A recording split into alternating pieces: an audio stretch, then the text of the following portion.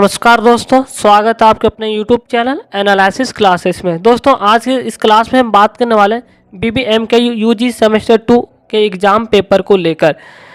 आपका जो टॉपिक है, दो टर्म पर हम बात करेंगे। सबसे पहले हम आपका जो लैंग्वेज पेपर ये ECC EVS इन्वायरमेंटल साइंस का जो सिलेबस उसके बारे में बात करेंगे। दूसरी बात करेंगे कि आपके एग्जाम जो होने वाले सब्जेक्टिव होगा या ऑब्जेक्टिव और सब्जेक्टिव दोनों होगा। तो हम विथ प्रूफ के साथ बात करेंगे, इसलिए वीडियो को स्किप ना करें, वीडियो को पूरा देखिएगा तभी आपको समझ में आने वाला है। हम विथ प्रूफ के साथ बात करेंगे। तो चलिए पहले हम सेमेस्टर 2 आपका जो लैंग्वेज पेपर EVS का है उसका हम पहले सिलेबस देख लेते हैं। आखिर में आप लोग का सिलेबस है क्या पढ़ना है, किन किन टॉपिक के बारे में आपको जानना है। तो चलिए देखते हैं सिलेबस। तो ये रहा आप लोग का syllabus for ECC of student semester 2।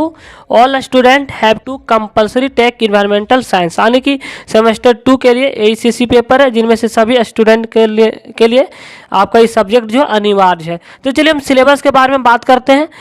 सभी का सिलेबस सेम है, BA हो, BCom हो या BSc। तो चलिए हम सिलेबस के बारे में बात करते हैं। जैसे कि आप देख सकते हैं इन्वायरमेंटल साइंस, ये रहा आपका लैंग्वेज पेपर।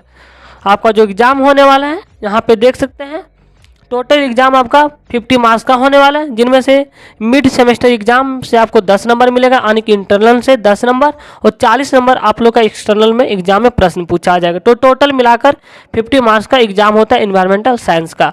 अब बात करते हैं पासिंग मार्क्स इसमें कितना रहता है।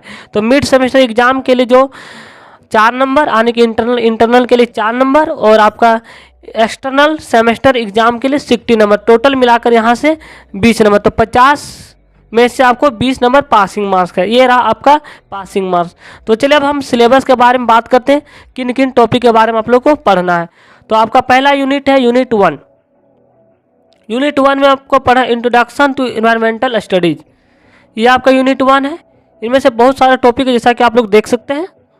नेक्स्ट है आपका यूनिट 2। यूनिट 2 में आप लोग को पढ़ना ecosystem, what is an ecosystem, structure and function of ecosystem, energy flow and ecosystem, food chain, food webs, ये सारी चीज़ें आपको लोग को पढ़ना है। आपका यूनिट 2।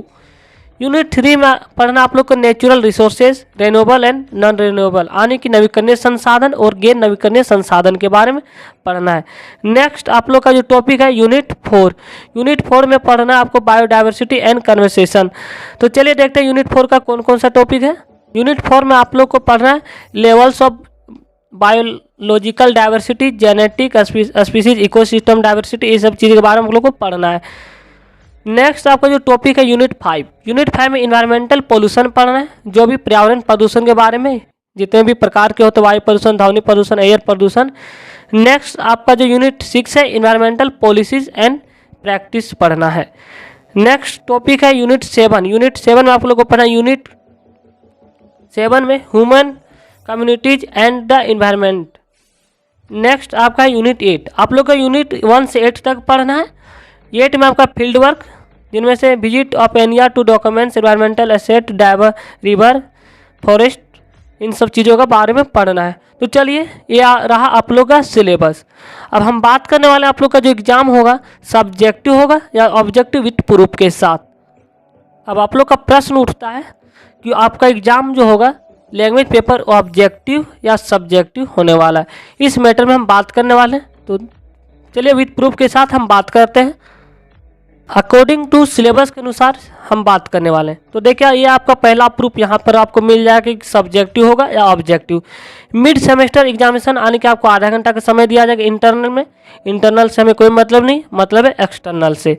तो एक्सटर्नल में आपको यहाँ समय जो दिया हुआ है, चलिए समय को देखते हैं। फुल मार्क्स जो आपका एक्सटर्नल में 40 नंबर का जो एग्जाम होने वाला है, आपको टाइम 2 घंटे का समय दिया गया अकॉर्डिंग टू सिलेबस के अनुसार। जो आपका अगर आपसे थ्योरी पूछा जाए तो आपसे 2 घंटा समय दिया जाएगा। क्वेश्चन का पैटर्न आप भी देख सकते हैं। आपका जो टोटल 5 क्वेश्चन रहने वाला है, have to answer out of 9 question, यानी कि टोटल 9 क्वेश्चन रहने वाले, इनमें से आपको 5 प्रश्नों को सॉल्व करना है। तो ये रहा आपका क्वेश्चन का structure. Question number 1 is compulsory. Question number 1 आपको कंपलसरी रहेगा। कंपलसरी क्वेश्चन नंबर 1 जो आपका 2 टैब में रहेगा, ए में विल कंटेन 4 क्वेश्चन, 1 नंबर का रहेगा। तो प्रत्येक क्वेश्चन 1 नंबर का रहने वाला। तो यहाँ से आपका 4 क्वेश्चन जो रहेगा ऑब्जेक्टिव। ग्रुप बी में आपसे 2 शॉर्ट टाइप के प्रश्न पूछे जाएंगे, जिनमें से प्रत्येक जो आपका 2-2 नंबर का रहने वाला है, जिसको आपको 50 वर्ड में लिखना है।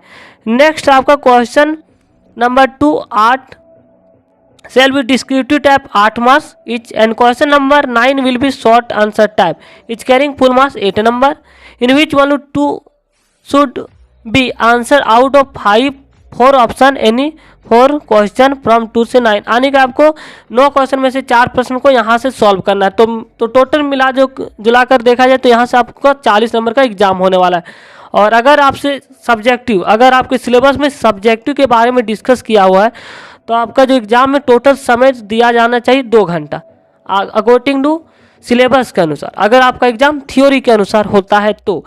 अब बात करते हैं क्या ऑब्जेक्टिव भी प्रश्न पूछा जा सकता है, सारे प्रश्न ऑब्जेक्टिव भी रहने वाला है, तो चलिए इस मैटर में भी बात करते हैं। तो चलिए अब आप लोग के जो विथ प्रूफ के साथ हम बात करने वाले एडमिट कार्ड के एग्जाम के समय को लेकर। जैसे कि देख सकते हैं पॉलिटिकल साइंस का किसी स्टूडेंट का एडमिट कार्ड है जिसका एग्जाम 5 तारीख से स्टार्ट था।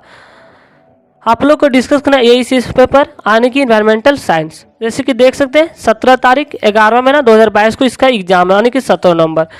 इसमें जो समय दिया गया है जैसे कि आप लोग देख सकते हैं 2 बजे से 3:30 बजे तक समय दिया गया, जैसे कि आप लोग देख पा रहे होंगे, यानी कि यहाँ आपको 1.5 घंटा का समय दिया गया अकॉर्डिंग टू एडमिट कार्ड।